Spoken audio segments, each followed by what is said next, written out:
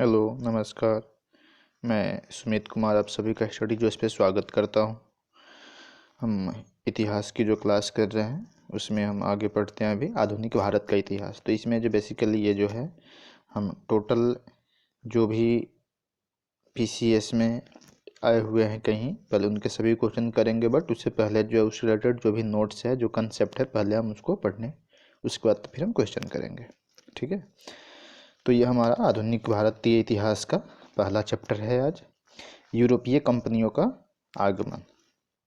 Okay, इस पे हमें आज ये पढ़ना है। ठीक है, तो शुरू करते हैं आज का हम चैप्टर।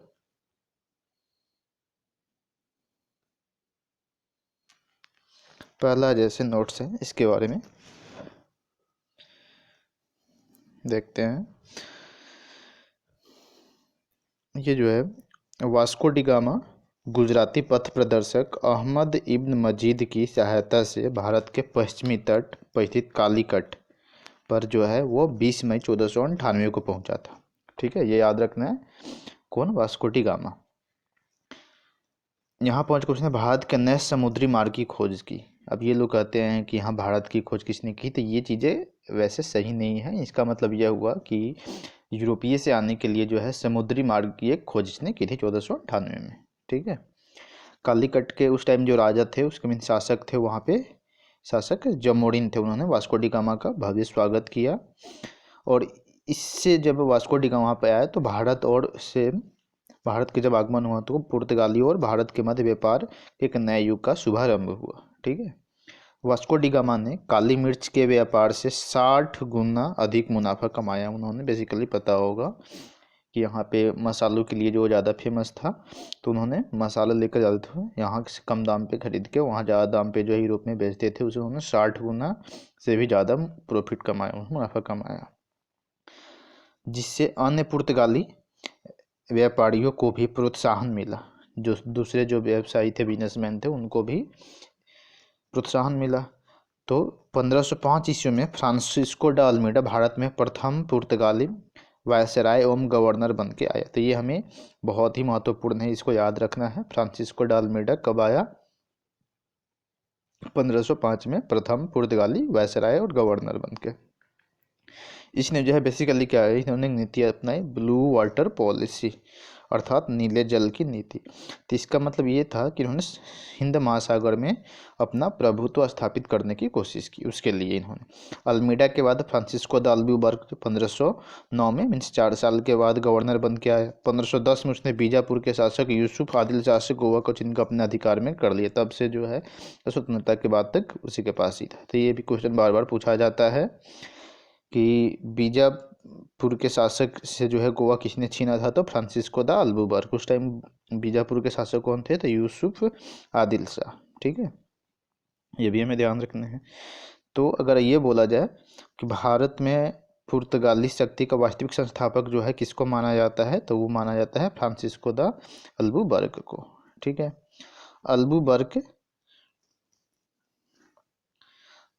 अल्बुबर्ग ने 1511 ईस्वी में दक्षिण पूर्वी एशिया की महत्वपूर्ण मंडी मलास्का और 1515 ईस्वी में फारस की खाड़ी के मुहाने पर स्थित हरमुज पर अधिकार कर लिया। हरमुज के बारे में पढ़ा होगा।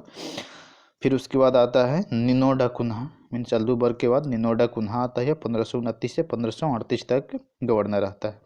पुर्तगाली यात्री वास्को डी गामा ने भारत के मार्ग की खोज की थी। फिर वैसे ही स्पेन यात्री कोलंबस था, उसने अमेरिका के लिए समुद्री मार्ग की खोज। ब्रिटेन के कैप्टन कुक जो थे वो ऑस्ट्रेलिया के लिए समुद्री मार्ग की खोज। और हॉलैंड के तस्मान वन डिमेंस लैंड की खोज और न्यूजीलैंड की खोज की। ठीक है, तो ये ध्यान में रखना है। पुर्तगालियों के भारत में प्रथम दुर्ग मीन्स प्रथम यूरोपीय दुर्ग का निर्माण जो है किसने कराया था? फ्रांसिस्को डा अल्बुबर्ग ने कराया था। इस समय जब वो गवर्नर नहीं थे, मीन्स 1503 में। कोचीन में सबसे पहले फैक्ट्रीज की हुई। अंजी द्वीप एवं कन्नौर में पुर्तगाली दुर्गों का निर्माण फ्रांसिस्को डा अल्मीडा द्वारा 1505 में कराया गया था। तो ये भी हमें ध्यान में रखने हैं। मध्यकाल में सर्वप्रथम भारत से व्यापार संबंध स्थापित करने वाले पुर्तगाली थे। तो सबसे पहले जो है मेडिएवल पीरियड में जो है भारत से व्यापार संबंध स्थापित करने वाले जो थे वो यूरोपीय कौन थे? पुर्तगाली थे। ठीक है। भारत में यूरोपीय फ्रांसीसी कंपनियों का आगमन का क्रम है, जो सबसे पहले कौन आया, उसके बाद कौन, उसके बाद कौन। तो ये बेसिकली ये पूछा भी जाता है एग्जाम में। तो सबसे पहले जो आया वो पुर्तगीज, वही पुर्तगाली है, फिर डच, फिर अंग्रेज, फिर डेन, फिर फ्रांसीस। ठीक है। पुर्तगाली 1498 में, और सबसे अंत में 1961 में जब उन्होंने गोवा पर अधिकार किया था, तो वो उन्होंने 1961 में गोवा को रिलीज किया। ठीक है। स्वतंत्रता प्राप्ति के दौरान गोवा का गवर्नर जोसेफ फेरेइरा बोसा था। जब भारत 1947 के दौरान जो है, उस टाइम यहाँ पे जब गोवा पोर्टुगीज के कब्जे में था, तो उस टाइम जो है वहाँ का गवर्नर कौन था? तो जोस फेरेइरा बोसा था। यूरोपीय शक्तियों में सर्वप्रथम पुर्तगाली व्यापारियों ने भारत में सामुद्रिक व्यापारिक केंद्र स्थापित किए। पुर्तगालियों ने 1503 ईस्वी में कोचीन में पहली फैक्ट्री अपनी स्थापित की थी। तो ये बहुत ही इंपॉर्टेंट क्वेश्चन है, ये बार बार पूछा जाता है। 1503 में, और फिर 1505 में जो है कन्नूर में अपनी दूसरी फैक्ट्री स्थापित की। 1534 में बंगाल के शासक गयासुद्दीन महमूद शाह से सतगांव और चटगांव में अपनी फैक्ट्री स्थापित करने की अनुमति प्राप्त की। पुर्तगालियों द्वारा हुगली को बंगाल की खाड़ी में समुद्री लूटपाट के अड्डे के रूप में इस्तेमाल किया जाता था। ये क्वेश्चन बार बार पूछा जाता है कि पुर्तगाल द्वारा हुगली को बंगाल की खाड़ी में समुद्री लूटपाट के लिए इस्तेमाल किया जाता था, मीन्स एक अड्डा था उन लोगों का वहाँ पे। 1632 ईस्वी में मुगल शासक शाहजहां ने हुगली में पुर्तगाली बस्तियों को पूरी तरह यह नष्ट कर दिया, और 1000 से अधिक पुर्तगाली निवासियों को वहाँ पे उन्होंने बंदी बना लिया। कासिम बाजार की फैक्ट्री का प्रमुख जॉब चौड़नक, ठीक है, नहीं कहा जाता है, बंगाल के व्यापारी केंद्र के लिए हुगली का स्थान पर सूतानती या उसी को सूतनौती के नाम से भी जाना जाता है, जो प्रेजेंट में कलकत्ता है। तो ये कहा जाए एक तरह से कलकत्ता की स्थापना जो की थी इन्होंने जॉब चौड़नक ने ही की थी। तो ये भी हमें याद रखने हैं। कोची 1814 ईस्वी में ब्रिटिश उपनिवेश के तहत शामिल हुआ। ठीक, कोची जो है ब्रिटिश उपनिवेश कब बना? 1814 ईस्वी में। 1599 ईस्वी में इंग्लैंड के एक मर्चेंट एडवेंचर्स नामक दल ने अंग्रेजी ईस्ट इंडिया कंपनी अथवा the governor and company of merchants of London Trading into the East Indies करके जो बेसिकली स्थापना हुई, जो बेसिकली बाद में जो है इसी को जो है ईस्ट इंडिया कंपनी नाम दिया गया था, दोनों को मर्ज करके।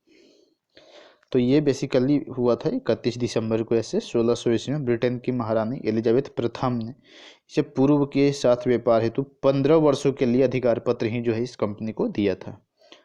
उस टाइम जो है जब ये बना, तो उस टाइम जो है भारत में मुगल बादशाह कौन था? तो अकबर था। चूंकि अकबर का जो पीरियड था 1556 से 1605 में, और ये 1600 में बनी हुई थी। लिवेंट कंपनी को 1593 ईस्वी में स्थल मार्ग से भारत में व्यापार करने का अधिकार पत्र प्राप्त हुआ था। तो ये लिवेंट कंपनी थी, इन्हें भी याद रखना है। जहांगीर के शासनकाल में इंग्लिश ईस्ट इंडिया कंपनी ने सर्वप्रथम 1611 ईस्वी में मछलीपट्टनम अथवा मछलीपट्टनम में एक अस्थायी मीन्स टेम्पोररी जो है इन्होंने फैक्ट्री स्थापित की थी। 1613 ईस्वी में सूरत में स्थापित कारखाना अंग्रेजों का प्रथम अस्थायी कारखाना। तो अगर ये बोला जाए कि अस्थायी कारखाना सबसे पहले मछलीपट्टनम में, और प्रथम अस्थायी कारखाना अगर बोला जाए तो कहाँ पे? सूरत में। ठीक है। सूरत में डच द्वारा फैक्ट्री 1616 ईस्वी में लगाया गया था, जबकि फ्रांसीसियों द्वारा 1668 ईस्वी में लगाया गया था। थॉमस बेस्ट नामक अंग्रेज अधिकारी ने पुर्तगालियों को सोअली के स्थान पे हराया। ठीक है। तो ये याद रखना है। 1661 1661 ईस्वी में अंग्रेज के सम्राट चार्ल्स द्वितीय का विवाह पुर्तगाल की राजकुमारी कैथरीन से हुई थी। ठीक है। तो ये पहले ध्यान में रखना है। और जब शादी हुआ तो चार्ल्स को जो है, चार्ल्स द्वितीय को बम्बई जो है शहर उपहार के रूप में एक तरह से दहेज में जो है उसे मिला था 1661 में। मीन्स पुर्तगाल की जो राजकुमारी कैथरीन का विवाह जो इंग्लैंड के जो सम्राट चार्ल्स द्वितीय थे उनसे हुआ। तो उससे पहले जो था बम्बई वह पुर्तगाली के पास था, तो उन्होंने दहेज के रूप में जो है बेसिकली यह चार्ल्स द्वितीय को दे दिया। और 7 साल के बाद में 1661 ईस्वी में जो है वो सम्राट चार्ल्स द्वितीय ने जो है 10 पाउंड वार्षिक किराए पर जो है बम्बई को ब्रिटिश ईस्ट इंडिया कंपनी को दे दिया। ठीक है। बंगाल के अंग्रेज गवर्नर जॉन चाइल्ड ने 1688 ईस्वी में बम्बई और पश्चिमी तट के मुगल बादशाहों का घेरा डाला। मक्का जाने वाले हज यात्रियों को बंदी बनाने का प्रयास किया, ये भी याद रखना है। फलस्वरूप उसे औरंगजेब ने भारत से निष्कासित करने का आदेश दे दिया। Sir John child.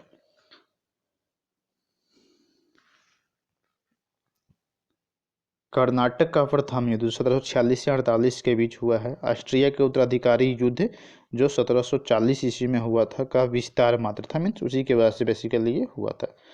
गृह सरकारों की आज्ञा के विरुद्ध ही दोनों दल मीन्स अंग्रेज और फ्रांसीसी 1746 ईस्वी में युद्ध प्रारंभ हो गया। अंग्रेज कैप्टन बनेट ने जो है बेसिकली इसके नेतृत्व में अंग्रेजी सेना कुछ फ्रांसीसी जहाज़ों पर अधिकार कर लेना इसका जो है तत्कालिक कारण था, मीन्स कि इसका प्रथम कर्नाटक युद्ध का। प्रथम कर्नाटक युद्ध के समय ही कर्नाटक के नवाब अनवरुद्दीन ने महफूज खां के नेतृत्व में 10,000 की भारतीय सेना को फ्रांसीसियों पर आक्रमण करने के लिए भेजा था। कैप्टन पैराडाइज के नेतृत्व में फ्रांसीसी सेना ने अड्यार नदी पर स्थित सेंट थॉम नामक जहाज पर नवाब की सेना को पराजित कर दिया। यूरोप में बंद होते ही कर्नाटक, जब यूरोप में वहाँ पे ये युद्ध बंद हुआ तो कर्नाटक का प्रथम युद्ध यहाँ भी बंद हो गया। और यहाँ इन्होंने ट्रीटी ऑफ एक्स-ला सापेल मीन्स 1748 में हुई से ऑस्ट्रिया के उत्तराधिकारी युद्ध समाप्त हुआ, तब मद्रास को जो है बेसिकली अंग्रेजों को पुनः दे दिया गया। ठीक है, तो ये याद रखना है कि प्रथम कर्नाटक युद्ध जो है 1746 से 1748 तक चला और ट्रीटी ऑफ एक्स-ला सापेल मीन्स एक्स-ला सापेल के संधि के द्वारा जो है ये समाप्त हुआ। और फिर इसके बाद मद्रास पे जो है बेसिकली अंग्रेजों को पुनः दे दिया गया। डुप्ले ने पहली बार हुए हथकंडे प्रयोग किए जो भारत को जीतने के लिए अंग्रेजों के मार्गदर्शक बने। यह डुप्ले ही थे जिसने पहली बार यूरोपीय सेना को भारतीय राज दरबारों में भारतीय व्यय पर नियुक्त करवाया। मीन्स बेसिकली क्या, सोल्जर्स थे यूरोपियन, ठीक है, इंडियन कोर्ट में जो भी यहाँ पे राज दरबारी थे यहाँ पे उन्होंने, और इंडियन बेसिकली एक्सपेंस पे ही जो है वो नियुक्त करवाया।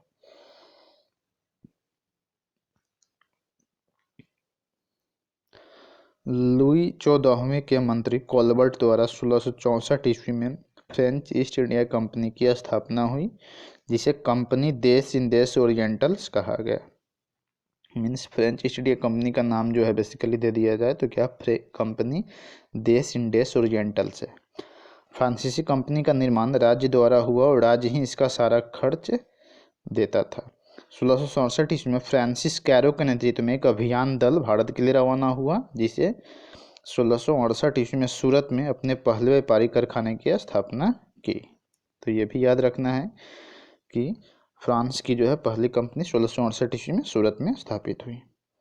मैकारा गोलकुंडा के सुल्तान से एक अधिकार पत्र प्राप्त कर 1669 में मसूलीपट्टनम में दूसरी फ्रांसीसी कोठी स्थापित की गई, पहली सूरत में, दूसरी मसूलीपट्टनम में। डचों ने अपनी प्रथम फैक्ट्री की स्थापना मसूलीपट्टनम में की। बेसिकली जितने भी है सभी अपने प्रथम फैक्ट्री मसूलीपट्टनम में ही किए। डचों की बंगाल की पहली कंपनी पीपली में 1627 ईस्वी में स्थापित हुई। ये भी याद रखना है, इम्पोर्टेंट है कि डच की जो है बंगाल वाले जो रीजन थे वहाँ पे उनकी पहली जो कंपनी पीपली में 1627 ईस्वी में स्थापित हुई।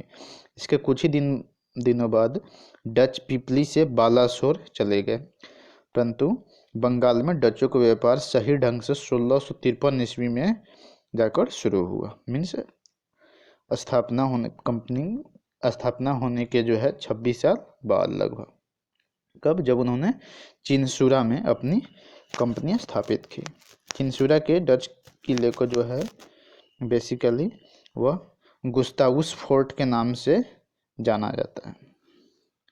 यूरोप वासियों को सर्वोत्तम सोडा और अफीम बिहार से प्राप्त होता था। बेसिकली सोडा एक तरह से बारूद का टाइप था और ओपियम जो अफीम था सो यह बिहार रीजन से प्राप्त होता था। अंग्रेजी शासन काल में बिहार अफीम उत्पादन हेतु ही प्रसिद्ध था मेनली। तो अगर ये देखा जाए कि भारत आने का जो यूरोपियों का जो आगमन है तो सबसे पहले पुर्तगाली आए, फिर डच, फिर अंग्रेज, फिर डैन, फिर फ्रांसीस। ठीक है, उनके द्वारा जो कंपनी की स्थापना हुई उसके बारे में यहाँ पे मेंशन किया गया है। तो पुर्तगाली कंपनी एस्तादो द इंडिया 1498 में, वेरिंग दे ओस्टो इंडिसे कंपनी डच ईस्ट इंडिया कंपनी 1602 में, the governor and company of merchants of London trading into the East Indies, ये जो है इसी को बाद में आगे चलकर जो है इंग्लिश ईस्ट इंडिया कंपनी नाम दिया गया। 1600 ईस्वी में ये बनी थी। डेन ईस्ट इंडिया कंपनी 1616 ईस्वी में, कंपनी देश इंडियस ओरिएंटल्स 1664 ईस्वी में। फ्रांसीसी कंपनी थी ये। तो ये बेसिकली याद रखिए, यह पी से हो गया बेसिकली पुर्तगीज, डी से हो गया यह डच के लिए, फिर ई से इंग्लिश के लिए, और फिर डी से डेन, और फिर एफ हो गया फ्रांसीस। तो P D E P F, ये ऐसे हम इसको याद रख सकते हैं। अब क्वेश्चन देखते हैं इस पे कि जो हमने पढ़ा उसी के बेसिस पे। वास्को डी गामा जो है बेसिकली कालीकट कब आया था तो पता है 1498 में, हमने इसको देख ही लिया। अब इसके बारे में थोड़ा सा देख लेते हैं कि क्या है। मध्यकाल में जो है हमने पढ़ा कि भारत से संबंध स्थापित करने वाले सबसे पहले जो थे वो पुर्तगाली ही थे। प्रथम Portuguese Vasco D gamma Bharat के पश्चिमी तट पर जो है बंदरगाह कालीकट पे 20 मई 1498 को पहुंचा। यहाँ उसने पहुंचकर भारत के लिए समुद्री मार्ग की खोज की। कालीकट के जो तत्कालीन शासक थे जामोरिन ने उसका भव्य स्वागत किया। किसका? वास्को डी गामा पे। पुर्तगाली व्यापारियों ने भारत में कालीकट, गोवा, दमन दीव, हुगली के बंदरगाहों में अपनी व्यापारिक कोठियाँ स्थापित की। 1505 ईस्वी में फ्रांसिस्को द अल्मीडा जो प्रथम पुर्तगाली वायसराय गवर्नर बन के आया और उसने ब्लू वाटर पॉलिसी अर्थात नीला जल नीति का प्रतिपादन किया, जिसका मतलब ये था उन्होंने बेसिकली हिंद महासागर में अपना प्रभुत्व स्थापित करना चाहता था। ठीक है, अब इस पे रिलेटेड क्वेश्चन है, ब्लू वाटर पॉलिसी किससे संबंधित है तो फ्रांसिस्को ड अल्मीडा से संबंधित है। मध्यकाल में सर्वप्रथम भारत से व्यापार संबंध स्थापित करने सबसे पहले कौन था तो पुर्तगाली ही था। ये भी हमने देख लिया अच्छे से। नेक्स्ट क्वेश्चन है, वास्को डी गामा कब आया था तो 1498 ईस्वी में आया था। पुर्तगाली उपनिवेश का प्रथम वायसराय यहाँ पे कौन आया था तो फ्रांसिस्को द अल्मीडा था। ये भी ठीक है। अब नेक्स्ट क्वेश्चन है हमारा, निम्नलिखित में से किसने वास्को डी गामा का कालीकट में स्वागत किया था तो जामोरिन, ये याद रखना है हमें। अब नेक्स्ट क्वेश्चन है हमारा, मेल करना है समुद्री यात्री और किस देश से आया था बेसिकली ठीक है। तो वास्को डी गामा जो है बेसिकली कहाँ का था, वह पुर्तगाल का था। ठीक है। क्रिस्टोफर कोलंबस जो है वह कहाँ का था, स्पेन का था। कैप्टन कुक के बारे में जो हमने पढ़ा वो ग्रेट ब्रिटेन से थे और तस्मान जो है वो हॉलैंड से थे।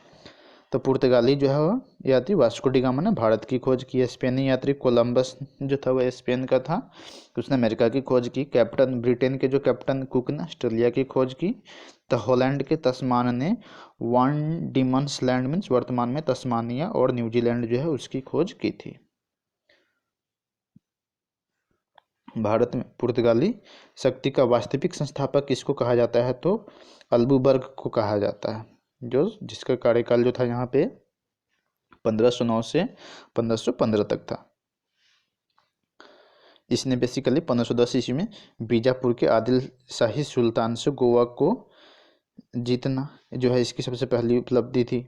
गोवा की वजह से दक्षिणी पश्चिमी समुद्री तट पर पुर्तगाली सैनिक का प्रभुत्व वहाँ पे लग गया। ठीक है, तो ये चीज़ें भी हुई। उसने जो यहाँ पे संबंध को जो है बढ़ाने की कोशिश की। जितने भी हथकंडे हो सकते थे सबको उसने अपनाया। अल्बुकर्क ने भारत में पुर्तगालियों की संख्या में वृद्धि करने एवं अस्थायी बस्ती बसाने के उद्देश्य से पुर्तगालियों को भारतीय महिलाओं के साथ विवाह करने के लिए भी प्रोत्साहित किया। तो ये भी हमें ध्यान में रखने हैं। सॉरी। अब नेक्स्ट है हमारा, भारत में यूरोपीय शक्तियों के प्रवेश के संदर्भ में कौन सा कथन सही नहीं है। जो सही नहीं है वो यहाँ पे बताना है हमें, ठीक है। तो पुर्तगालियों ने गोवा पे जो कब्जा बेसिकली है 1499 दे रखा है, यही हमारा गलत है, ठीक है। ये 1510 में हुआ था, अल्बुकर्क ने किया था। पहला कारखाना मछलीपट्टनम में, बिल्कुल सही है। 1633 में उड़ीसा में पहला जो है बेसिकली अंग्रेजी कंपनी लगाई गई थी, ये भी सही है। और डुप्ले के नेतृत्व में 1746 में मद्रास पे कब्जा हुआ था, ये भी सही है। पुर्तगालियों ने भारत में निम्नलिखित में से किस स्थान पर दुर्ग का निर्माण किया था। तो सबसे पहले दुर्ग का जो है कोचिन में कराया था, ठीक है। किसने? फ्रांसिस्को द अल्बुकर्क ने 1503 ईस्वी में, जब वो उस टाइम गवर्नर नहीं था। किन यूरोपियों ने भारत में प्रथमतः सामुद्रिक व्यापारिक केंद्र स्थापित किए थे? सबसे पहले पुर्तगाली ही थी, ठीक है।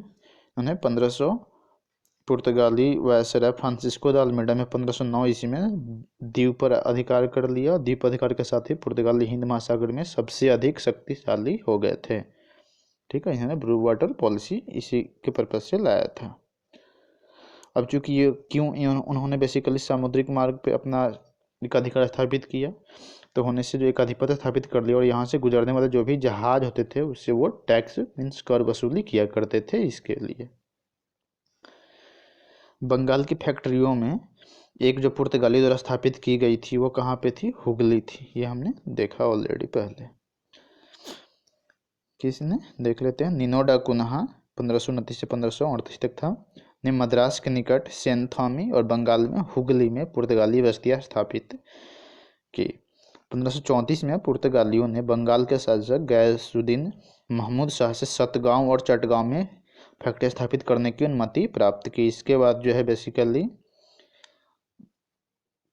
चटगांव, जिसे पुर्तगाली महान बंदरगाह के रूप में अभिहित करते थे, प्रयुक्त किया जाता रहा, किंतु 16वीं सदी में सतगांव का पतन हो गया। ये भी हमें याद रखना है। उसके बाद फिर यहाँ से कहाँ चले गए? तो वो हुगली में चले गए।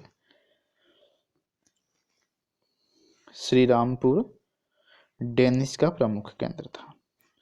अब नेक्स्ट क्वेश्चन है हमारा, वर्तमान जो पुदुचेरी है उसको पहले पांडिचेरी जाना जाता था, के संदर्भ में निम्नलिखित कथन पे जो है हमें विचार करने हैं और बताना है इसमें कौन सा सही है। पहला जो है, पांडिचेरी पे कब्जा करने वाली पहली यूरोपीय शक्ति पुर्तगाल थी, ये भी सही है। पांडिचेरी पे कब्जा करने वाले बेसिकली दूसरी जो शक्ति थी यूरोपीय, वो फ्रांसीसी थी, ये गलत दे रखा है। ये अंग्रेज किया थे और अंग्रेजों ने ये कभी कब्जा ही नहीं किया, ये भी गलत है। तो पांडिचेरी में सर्वप्रथम पुर्तगालियों ने अपना उपनिवेश बनाया। उसके बाद जो है डैश और डचों ने व्यापारिक कोठियाँ खोली। फिर जो है 1673 में फ्रांसीसियों ने यहाँ अपनी बस्ती स्थापित की। अंग्रेज ने भी पांडिचेरी में 1793 ईस्वी में कब्जा कर लिया और 1814 ईस्वी में पेरिस की संधि के तहत इसे फ्रांस को सौंप दिया, ठीक है। अब नेक्स्ट क्वेश्चन है हमारा यहाँ पे, हुगली को बंगाल की खाड़ी में समुद्री लूटपाट के लिए किसने अड्डा बनाया था? हुगली को जो है लूटपाट के लिए जो है वो पुर्तगालियों ने ही अड्डा बनाया था। बंगाल की खाड़ी में समुद्री डकैती ही तो कौन हुगली का कौन उपयोग करता था? तो पुर्तगाली ही करते थे।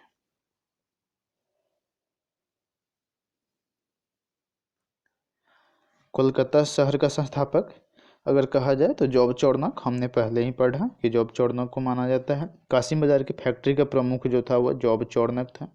वो अंग्रेजों के व्यापार केंद्र के लिए हुगली के स्थान पर सुल्तानती अथवा सुतनौती, जिसको वर्तमान में कलकत्ता कहा जाता है, को उन्होंने चुना था। उसे ही कलकत्ता का संस्थापक माना जाता है। हालांकि मई 2003 में दिए गए अपने निर्णय में कलकत्ता, ये बहुत ही इंपॉर्टेंट समझना, उच्च न्यायालय की खंडपीठ ने जॉब चौर्नक को कलकत्ता का संस्थापक न मानते हुए कहा कि कलकत्ता कालीकट्टा जॉब चौर्नक के आगमन से पूर्व अस्तित्व में था और इस आधार पे कलकत्ता की स्थापना 24 अगस्त 1690 फाउंडेशन डे भी नहीं माना जाता है। जो कहा जाता है कि इस दिन 24 अगस्त 1690 को जो है जॉब चौर्नक ने स्थापित किया, तो ये भी नहीं माना जाता है। तो वैसे बेसिकली अभी जगह आता है तो क्वेश्चन हम अभी ये जॉब चौर्नक ही मानते हैं। कोलकाता किसने बसाया? जॉब चौर्नक। निम्नलिखित में किस स्थान पे प्रथम नगर निगम की स्थापना की गई थी? तो सबसे पहले यह मद्रास में किया गया था 1688 ईस्वी में। ये प्रेसिडेंसी शहर था। भारत के साथ व्यापार के लिए सर्वप्रथम संयुक्त पूंजी कंपनी किन लोगों ने प्रारंभ की थी? पूंजी कंपनी जो है वो किसने प्रारंभ की थी? तो सबसे पहले डच ने।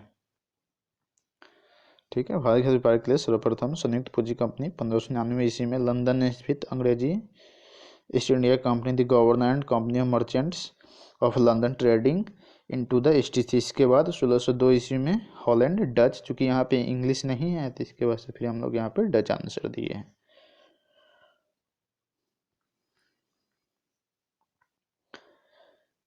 निम्नलिखित में से कौन सा एक सही है, सो हमें यहाँ पे बताना है। आधुनिक कोची भारत की स्वतंत्रता तक जो है डच का उपनिवेश था, ये बिल्कुल गलत है। डचों ने पुर्तगालियों को पराजित किया और आधुनिक कोची में उन्होंने फोर्ट विलियम्स का निर्माण कराया, ये बिल्कुल सही है।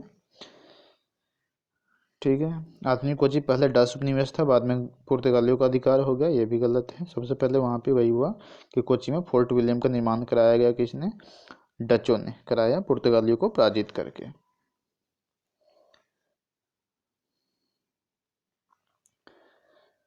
भारत में ईस्ट इंडिया कंपनी की सफलता का क्या राज था, ये हमें पता करना है। Means British east India company इतना सक्सेस यहाँ पे क्यों थी अदर यूरोपीय कंपनी के रेस्पेक्ट में? तो भारत में राष्ट्रीय भावना की कमी थी, ये इसका उन्होंने भरपूर फायदा उठाया। कंपनी की सेना को पश्चिमी प्रशिक्षण मिला था और उनके पास आधुनिक हथियार थे, ये भी बहुत इंपॉर्टेंट है। और भारतीय सैनिकों में राष्ट्रीय भावना का अभाव था, जिसके फलस्वरूप उन्हें कोई अच्छा वेतन दे और अपनी सेवा में लगा सकता था। तो इस प्रकार से ये तीनों करेक्ट आंसर है। निम्नलिखित ब्रिटिश कंपनियों में से किसे भारत में व्यापार करने का पहला अधिकार पत्र प्राप्त हुआ था? तो ये लिवेंट कंपनी थी, हमने ऑलरेडी इसको पढ़ा। लिवेंट कंपनी को 1593 ईस्वी में ही समुद्री स्थल मार्ग से भारत में व्यापार करने का अधिकार पत्र प्राप्त हुआ था। फिर उसके बाद 31 दिसंबर 1600 ईस्वी को महारानी एलिजाबेथ प्रथम ने the governor and company of merchants of London trading into the East Indies, जिसको मीन्स EIC बोलते हैं, ईस्ट इंडियन कंपनी का अधिकार पत्र दिया 1702 ईस्वी में। इसने न्यू कंपनी तथा महारानी एनी के साथ मिलकर एक त्रिपक्षीय इकरारनामा दिया, जिसके तहत पुरानी कंपनी 7 साल के भीतर खुद को बंद कर देगी। और 1709 ईस्वी में दोनों कंपनियां मिलकर नए नाम United Company of merchants of England Trading to the East Indies के रूप में बढ़ाएगी। लंदन में ब्रिटिश इंडिया कंपनी के समय भारत जब वो स्थापना हुई तो उस टाइम कौन था? क्योंकि 1600 में होती है और इस टाइम जो 1605 तक अकबर ही थे। ठीक है,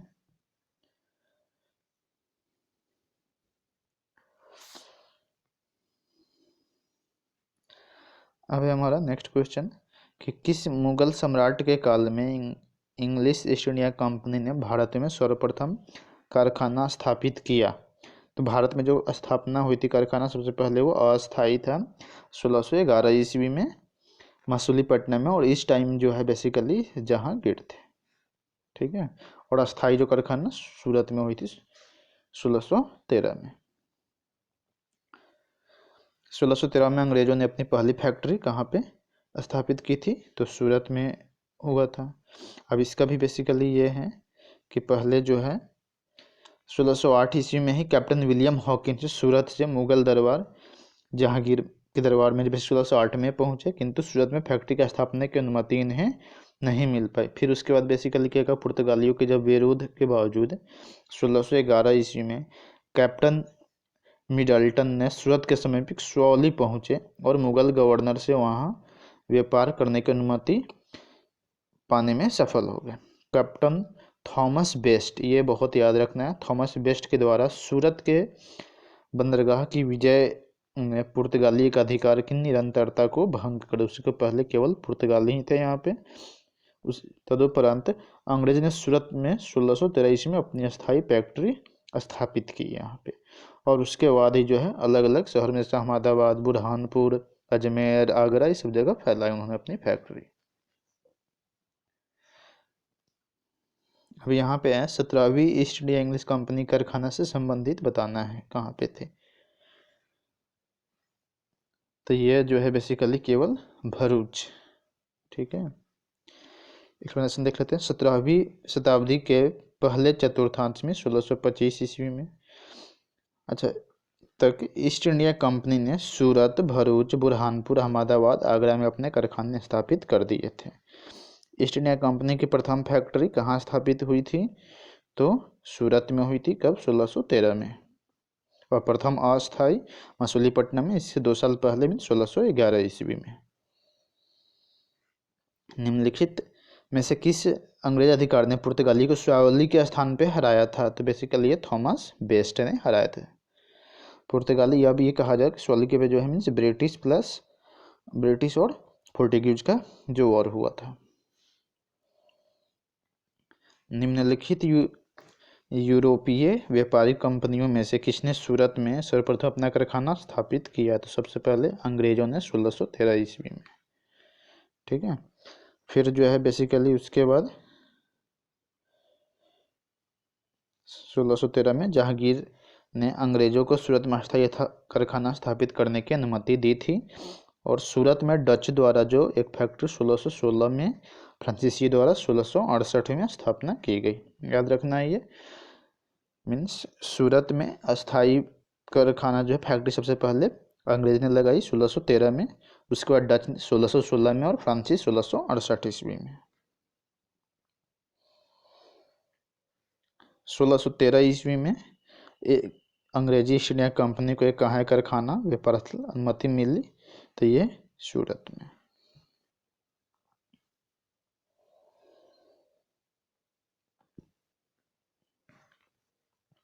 ईस्ट इंडिया कंपनी के प्रारंभिक दौर में वेस्टर्न प्रेसिडेंसी कहाँ पे था? तो यह सूरत था। सूरत को प्रेसिडेंसी बनाया गया था, बाद में यह बॉम्बे स्थापित कर दी गई थी। तो कहाँ कहाँ पे? कोलकाता था, मद्रास था और बॉम्बे था। तो ये 3 प्रेसिडेंसी थी, ये याद रखने हैं।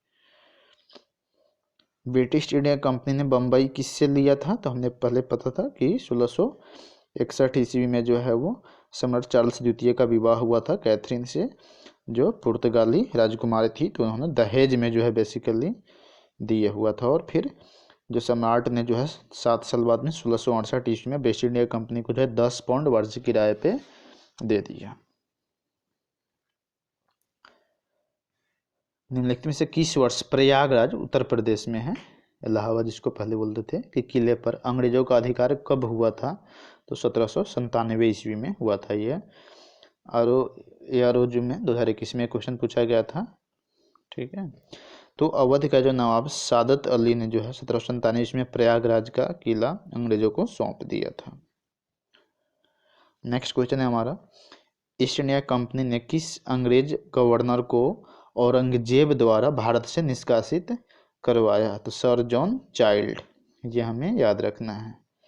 इस ईस्ट इंडिया कंपनी ने किस अंग्रेज गवर्नर को औरंगजेब द्वारा भारत से निष्कासित किया गया मीन्स?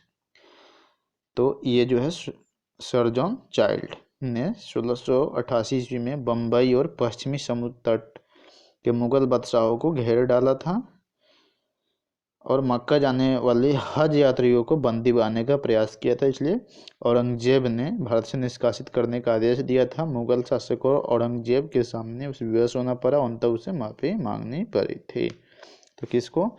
सर जॉन चाइल्ड को। बच्चों वाला बुद्धि था, चाइल्ड से याद रख सकते हैं। यहाँ पे करा कि प्रथम कर्नाटक युद्ध का तत्कालिक कारण क्या था? तो हमने ये पढ़ा था कि अंग्रेजों द्वारा बेसिकली फ्रांसीसी जहाज़ों का जो है अधिग्रहण कर लिया गया था, यही इसका तत्कालिक कारण था। प्रथम कर्नाटक युद्ध 1746 तक हुआ। यह ऑस्ट्रिया के उत्तराधिकारी युद्ध जो 1740 में आरंभ हुए थे, उसी का एक तरह से भारत में यहाँ पे एक विस्तृत रूप था। गृह सरकारों की आज्ञा के विरुद्ध ही दोनों दल मीन्स अंग्रेजों और फ्रांसीसी ने 1746 ईस्वी में युद्ध प्रारंभ हो गया। अंग्रेज कैप्टन बर्नेट के नेतृत्व में अंग्रेजी सेना द्वारा कुछ फ्रांसीसी जहाज़ों पर अधिकार कर लेना युद्ध का तत्कालिक कारण था। तो अंग्रेज जो है वो फ्रांसीसी जहाज़ों पर अधिग्रहण कर लिए थे। बीपीएससी में पूछा गया है और ये पूछा भी जा सकता है, और यह एक्स-ला-शापिल की संधि द्वारा इसे खत्म किया गया था। कर्नाटक का युद्ध जो है पूछा जाए तो किसके बीच हुआ था, तो अंग्रेज और फ्रांसीसी के बीच हुआ था।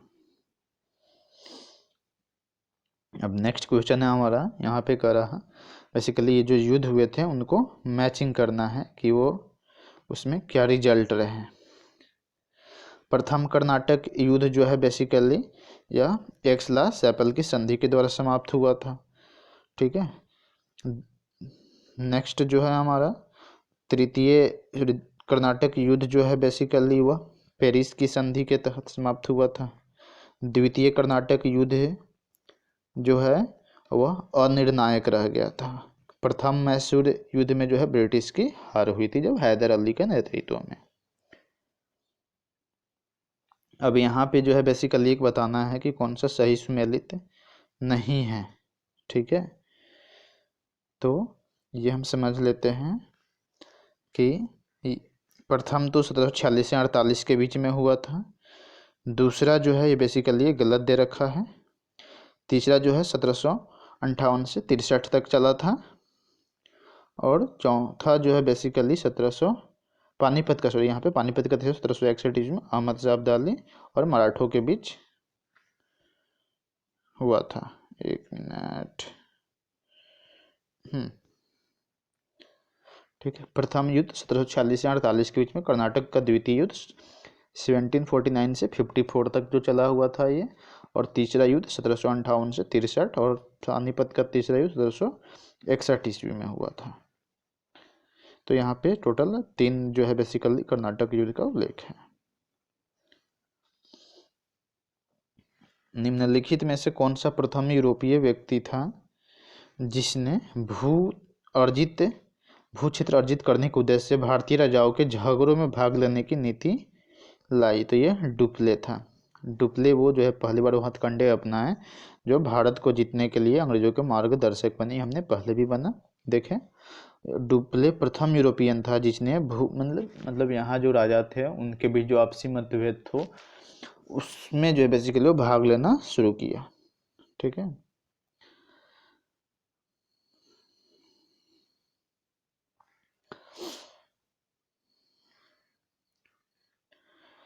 जीबी मालसेन ने लिखा है कि जो डुप्ले के उसकी योजनाओं का प्रभाव उसके जाने के पश्चात भी रहा। वह भूमि जिसे उसने अपनी सूझबूझ से जीता तथा उर्वर बनाया तथा वह क्षमता जो उसने दर्शाई उसके लौटने के तुरंत पश्चात उसके प्रतिद्वंदियों ने उपयोग किया और उससे अत्यधिक लाभ उठाया। एक इतिहासकार है, क्यों याद रखना है। किसने? जीबी मालेसन ने।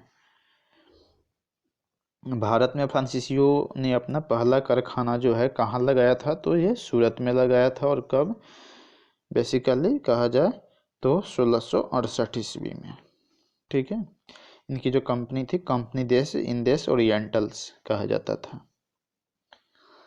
फ्रांसीसी ईस्ट इंडिया कंपनी स्थापित हुई थी बेसिकली लुई 14वें के शासनकाल में। किसे भारत में फ्रांसीसी कंपनी का संस्थापक माना जाता है? तो कोलबर्ट को माना जाता है। बंगाल में निम्न में से कौन सा कारखाना डचों ने स्थापित किया था? तो यह चिनसुरा में भी और हुगली में भी, हमने ऑलरेडी पहले ये पढ़ लिया।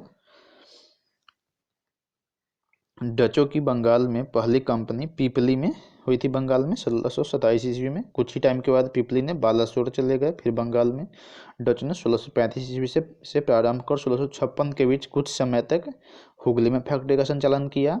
1656 के बाद हुगली के ही एक गांव चिनसुरा में 1653 ईस्वी में स्थापित फैक्ट्री डचों के व्यापार का मुख्य केंद्र बना। तो ये चिनसुरा याद रखना है। तो डच का कारखाना एक चिनसुरा हो गया, हुगली भी हो गया। और 17वीं शताब्दी के समाप्त होने तक डच कंपनियां कहाँ कहाँ थी बंगाल में? कासिम बाजार, पटना, ढाका, मालदा, बालासोर, बारंगोर, जुगदिया, फतवा यह स्थानों पर स्थापित हो चुकी थी। Okay. Dutch East India company ने किस वर्ष अपनी फैक्ट्री पटना में स्थापित की थी? तो यह 1632 ईस्वी में, जो साइंस कॉलेज है बेसिकली वहाँ पे, सॉरी पटना कॉलेज के नाम से जाना जाता है। बंगाल की समृद्ध व्यापार की तरफ आकर्षित हो डचों ने 1615 ईस्वी एवं 1629 ईस्वी में असफल प्रयास किए। ठीक है। यद्यपि बंगाल में व्यापार का सुअवसर इन्हें 1632 में प्राप्त हुआ। 1632 में सर्वप्रथम पटना में डच ईस्ट इंडिया कंपनी का प्रवेश होता है, पटना जो भी बिहार की राजधानी है। यद्यपि पटना में डच फैक्ट्री का स्थापना 1632 के संदर्भ में कोई भी ऐसा प्रमाणिक स्रोत नहीं है। कुछ इतिहासकार जो है जैसे ओम प्रकाश ने 1638 ईस्वी में पटना में डच फैक्ट्री की स्थापना होने के तथ्य प्रस्तुत किए हैं, जो आर्थिक तंगी के कारण उसी वर्ष बंद हो गए। वर्तमान में जो है डच फैक्ट्री का वह स्थान जहाँ पे बना था वो पटना कॉलेज के नाम से जाना जाता है। तो अगर अभी ऐसे पूछा जाए तो आंसर हमें 1632 ही लगाने हैं। फ्रांसीसी दक्कन शक्ति आंदोलन स्थापित करने में असफल रहे थे, ऐसा क्यों? तो फ्रांसीसियों की पराजय का एक प्रमुख कारण जो था, बेसिकली हम ये बोल सकते हैं कि फ्रांस उनकी नौसेना जो है वह कमज़ोर थी। वॉल्टियर के अनुसार ऑस्ट्रिया के युद्ध के समय फ्रांस की जल शक्ति का इतना ह्रास हुआ, इतनी उसमें कमी हुई कि सप्तवर्षीय युद्ध के समय उनके पास एक भी जलपोत नहीं था। दूसरी ओर अंग्रेज के पास एक शक्तिशाली सेना थी, तो अंग्रेज की फौज बेहतर थी, यही इसका सही आंसर होगा। अब यहाँ पे पूछा जा रहा है कि जो भारत आने वाले जो यूरोपीय थे उनका क्रम बताना है। तो पहले हमने ये पढ़ लिया। सबसे पहले पुर्तगाली आए थे, PDEF हमने बताया था। PDEF means Portuguese, Dutch, English and French. तो ये जो हमारा ऑप्शन बी है, पुर्तगाली, डच, अंग्रेज, फ्रांसीसी। ठीक है। नेक्स्ट है हमारा एक सूची है, यहाँ पे इसको मिलान करना है, बताना है। तो पांडिचेरी पे जो है बेसिकली वह फ्रेंच के कब्जे में, तो गोवा जो था बेसिकली वह पुर्तगाली के कब्जे में था। ट्रांकेबर जो था बेसिकली वह डेनिश के कब्जे में था, और सद्रास जो है वो डच के कब्जे में था। तो इस तरह से आंसर जो हमारा हो जाएगा 2 3 4 1, 2 3 4 1, करेक्ट आंसर ए है। उस क्षेत्र की पहचान करें जहाँ से यूरोप वासियों को सर्वप्रथम सोरा और अफीम प्राप्त होता था। यह बिहार था। बंगाल के ही रीजन में उस टाइम आता था। बिहार, बंगाल, उड़ीसा, झारखंड मिलाकर एक बंगाल ही बेसिकली था वो। अंग्रेजी शासनकाल में भारत का कौन सा क्षेत्र अफीम के लिए? तो बिहार हो गया। यूरोपीय कंपनियों में से कौन से एक स्वतंत्रता पूर्व भारत में डच व्यापारी के रूप में सबसे अंत में आया? तो सबसे अंत में कौन सा? फ्रांसीसी।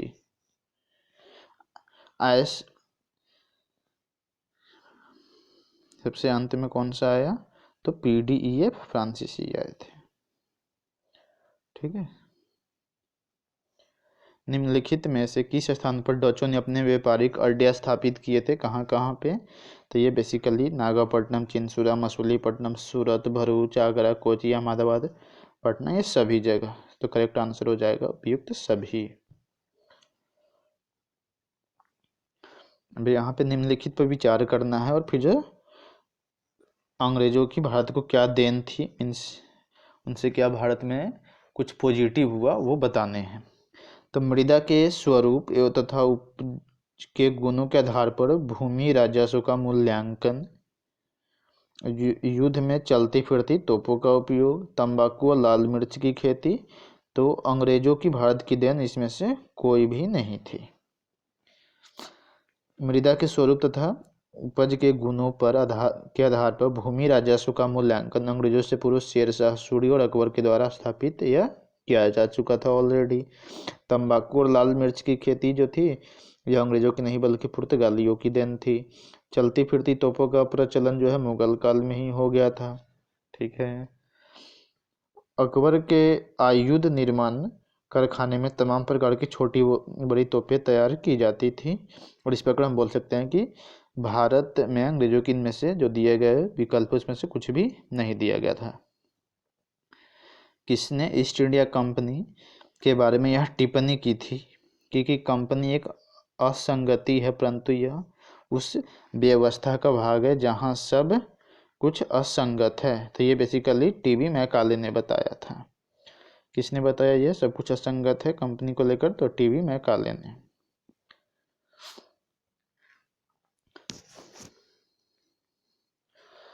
Lord Thomas Babington Macaulay Britain का राजनीतिज्ञ और इतिहासकार था। 1834 से 1838 तक को भारत की सुप्रीम काउंसिल में लॉ मेंबर तथा लॉ कमीशन का प्रधान रहा। प्रसिद्ध दंड विधान ग्रंथ दी इंडियन पिनल कोड आईपीसी जिसको हम बोलते हैं कि पांडुलिपि इसी ने तैयार की थी। ठीक है। इसको भी भारतीय दंड संहिता के नाम से भी जाना जाता है। अंग्रेजों को भारत की सरकारी भाषा तथा शिक्षा का माध्यम, यूरोपीय साहित्य, दर्शन तथा विज्ञान को भारतीय शिक्षा का लक्ष्य बनाने में इसकी महत्वपूर्ण भूमिका थी। तो ये हमें याद रखने को किसको? Lord Thomas Babington. इसने ईस्ट इंडिया कंपनी की नीतियों पर टिप्पणी करते हुए मैकाले ने जो है basically Lord Thomas Babington Macaulay ने बताया कि कंपनी एक असंगति है परंतु यह उस व्यवस्था का भाग है जहां सब कुछ ही असंगत है।